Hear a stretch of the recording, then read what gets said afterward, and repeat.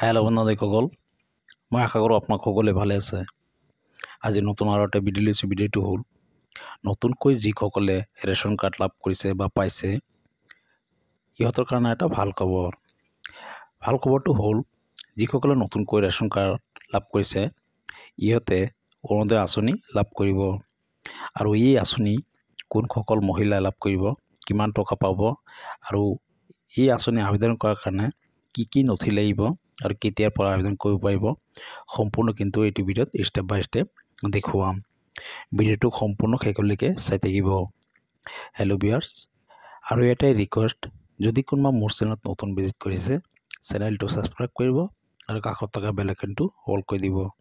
সময় নষ্ট নকৰি বলক ভিডিঅ'টো আৰম্ভ কৰোঁ। হেল্ল' ভিউয়াৰ্স, আপুনি পোনপ্ৰথমে যিকোনো এটা ব্ৰাউজাৰ অপেন কৰিব আৰু সাৰ্চ বাৰ টেপ কৰিব মাই স্কিম বা মাই CM। আপুনি চাৰ্চ কৰি দিয়াৰ লগে লগে আপুনি myscheme.gov.in অফিচিয়েল চাইটত আপুনি আহি যাব। আহি যোৱাৰ পিছত এনেকৈ আপুনি ইণ্টাৰফেচ আপুনি চাব পাৰিব মাই CM। আপুনি অলপ স্ক্ৰল ডাউন কৰিব, ইয়াত চাওক ফাইণ্ড CM ফৰ ইউ। ইয়াত আপুনি চাব পাৰিব প্ৰথমতে টোটেল আপোনাৰ স্কিম, আৰু ইয়াত চাওক চেণ্ট্ৰেল স্কিম, আৰু ইয়াত আপোনাৰ ষ্টেট স্কিম।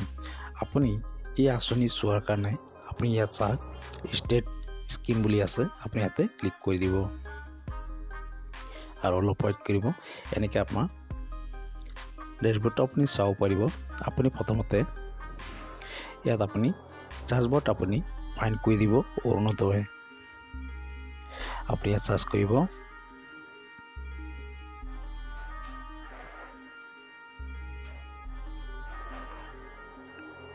আৰু চাৰ্চ কৰি দিব। চাৰ্চ কৰি দিয়াৰ লগে লগে নিউ এটা টেপ আপোনাৰ উইণ্ড' অ'পেন হ'ব। মই ফটাফট চাৰ্চ কৰি আপোনালোকক দেখুৱাই আছোঁ।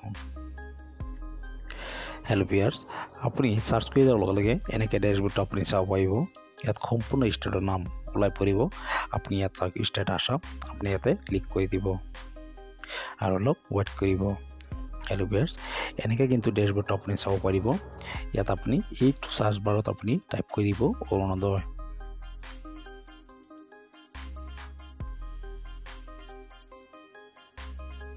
আৰু আপুনি এই কাষতে চাওক আপোনাৰ চাৰ্জ বুলি আছে, আপুনি এই চাৰ্জত ক্লিক কৰি দিব আৰু অলপ ৱেইট কৰিব। পেজটো আপোনাৰ এনেকৈ লোডিং ল'ব। হেল্ল' ভিউয়াৰ্স, এনেকৈ কিন্তু আপুনি ডেছবৰ্ডটো চাব পাৰিব। আপুনি অলপ স্ক্ৰল ডাউন কৰিব, ইয়াত চাওক মোৰ ডিটেইলছ বুলি আছে, আপুনি ইয়াতে ক্লিক কৰি দিব। হেল্ল' ভিউয়াৰ্স, এনেকৈ ডেছবৰ্ডটো আপুনি চাব পাৰিব। ইয়াত চাওক আসাম অৰুণোদয় CM। আপুনি সম্পূৰ্ণ CMৰ ডিটেইলছখিনি আপুনি এনেকৈ চাব পাৰিব। আপুনি এবাৰ ভালকৈ ৰিড কৰি ল'ব কেতিয়া আপোনাৰ আৰম্ভ হৈছে আৰু কেতিয়া আৰু কিমান টকা আপোনাৰ এই অৰুণোদয় আঁচনিৰ হিতাধিকাৰীসকলে লাভ কৰি আছে। আপুনি এই আঁচনিৰ বেনিফিটটো চোৱাৰ কাৰণে হেল্ল' ভিউয়াৰ্স, আপোনাৰ কি বেনিফিট আছে আপুনি বেনিফিট চোৱাৰ কাৰণে আপুনি ইয়াত চাওক বেনিফিট আছে, এলিজিবিলিটি আৰু এপ্লিকেশ্যন প্ৰচেছ আৰু ডকুমেণ্টছন, আৰু আপোনাৰ অলপ স্ক্ৰল ডাউন কৰি ইয়াত চাওক কি ডকুমেণ্ট ৰেকৰ্ড লাগিব সম্পূৰ্ণ ডিটেইলছ আপুনি ইয়াৰ পৰা চাব পাৰিব। প্ৰথমতে আপুনি বেনিফিটত ক্লিক কৰিব। ক্লিক কৰাৰ পিছত আপুনি ট্ৰান্সলেটটো অসমীয়াত কৰি ল'ব। হেল্ল' ভিউয়াৰ্স, তেতিয়া অলপ আপুনি ভালদৰে আপুনি বুজি পাব। হেল্ল' ভিউয়াৰ্স, অলপ ৱেইট কৰিব। এইটো আপোনাক অসমীয়াত ট্ৰান্সলেট কৰি আপোনালোকক দেখুৱাই আছোঁ। হেল্ল' ভিউয়াৰ্স, ইয়াত চাওক লাভালাভসমূহ অসম চৰকাৰৰ তৰফৰ পৰা সমাজৰ কম আয়ৰ গোটৰ অন্তৰ্গত যিসকল মহিলাই তেওঁলোকক আৰ্থিক সহায় কৰিবলৈ এই আঁচনিখন চলাব বিচাৰিছে। ইয়াত চাওক অৰুণোদয় আঁচনিখনক অৰুণোদয় আঁচনি বুলি কোৱা হয়। আৰু এইখিনি আপুনি এবাৰ ভালকৈ ৰিড কৰিব কেতিয়াৰ পৰা আপোনাৰ এই আঁচনিৰ লাভালাভসমূহ আৰু কিমান লাভ আপোনাৰ যোগ্যতা ব্যক্তিয়ে পায় সম্পূৰ্ণ ডিটেইলছ আপুনি এনেকৈ চাব পাৰিব। এই আঁচনিৰ কোনসকল যোগ্যতা ব্যক্তি হয় আপুনি ইয়াত চাওক যোগ্যতা বুলি আছে, আপুনি ইয়াতে ক্লিক কৰিলে কিন্তু আপুনি এলিজিবিলিটি আপুনি গম পাই যাব। ইয়াত চাওক বাৰ্ষিক আয় 2 লাখতকৈ কম হোৱা ব্যক্তিয়ে এই আঁচনি আপোনাৰ লাভ কৰিব। আৰু এই আঁচনি পাবলৈ হ'লে আপোনাৰ মহিলা হ'ব লাগিব, এইটো আপোনাৰ পুৰুষে নাপায়। আৰু এইটো গাঁও কুটছা হাউচত বসবাস কৰা পৰিয়ালৰ মহিলাই লাভ কৰিব আৰু আপোনাৰ বয়স আপোনাৰ 35 বছৰৰ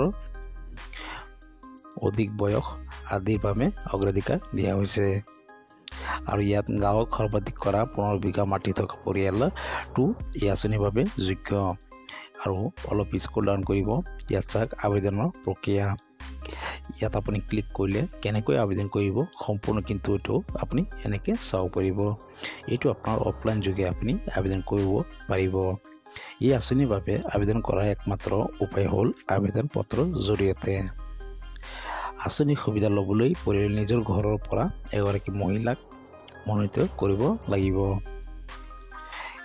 এনেকৈ আপুনি আবেদনৰ বিৱৰণসমূহ আপুনি চাব পাৰিব গ্ৰাম পঞ্চায়ত নগৰ ৱাৰ্ড টাউন আবেদনকাৰী প্ৰথম নাম আবেদনকাৰী মধ্যম নাম শেষ নাম সম্পূৰ্ণ ডিটেইলছ এনেকৈ আপোনাক দিব লাগিব স্থানীয়তা থানাৰ নাম পিনক'ড যোগ্যতা এইকেইটা আপোনাৰ নথি আপোনাৰ আবেদন কৰাৰ সময়ত আপোনাৰ বিচাৰিব আপুনি অলপ স্ক্ৰল ডাউন কৰিব কৰাৰ পিছত ইয়াত চাওক আপোনাৰ নথিৰ প্ৰয়োজন আপুনি কি নথি লাগিব ইয়াত দি আছে আপুনি নথি প্ৰয়োজনত আপুনি ক্লিক কৰি দিব ক্লিক কৰাৰ পিছত এনেকৈ আপুনি চাব পাৰিব এয়া হ'ল প্ৰথমতে আধাৰ কাৰ্ড পেন কাৰ্ড অসমৰ বাসস্থান বেংক একাউণ্ট বেংকৰ পাছবুক দুখন photo mobile number ration card আয়ৰ প্ৰমাণপত্ৰ আৰু ইয়াত চাওক ভোটাৰ আইডি কাৰ্ড আৰু বয়সৰ প্ৰমাণপত্ৰ এইকেইটা নথি আপোনাৰ ৰেডি কৰিব লাগিব যেতিয়া আপোনাৰ আবেদন প্ৰক্ৰিয়া আৰম্ভ হৈ যাব আপুনি এইকেইটা নথি দি পেলাই আপোনালোকৰ পঞ্চায়তৰ জৰিয়তে বা আপোনালোকৰ ৱাৰ্ড মেম্বাৰৰ জৰিয়তে হওক বা আপোনাৰ ব্লকৰ আণ্ডাৰতে হওক আপুনি অৰুণোদয় আঁচনিখন আপুনি আবেদন কৰিব পাৰিব আৰু এইকেইটা নথি আপোনাৰ তাত থাকিব লাগিব মই আশা কৰোঁ ভিডিঅ'টো আপুনি বুজিব পাৰিছে যদি ভিডিঅ'টো ভাল লাগিছে এটা লাইক কৰিব আৰু যদি কিবা সুধিব আছে কমেণ্ট কৰিব পাৰে ধন্যবাদ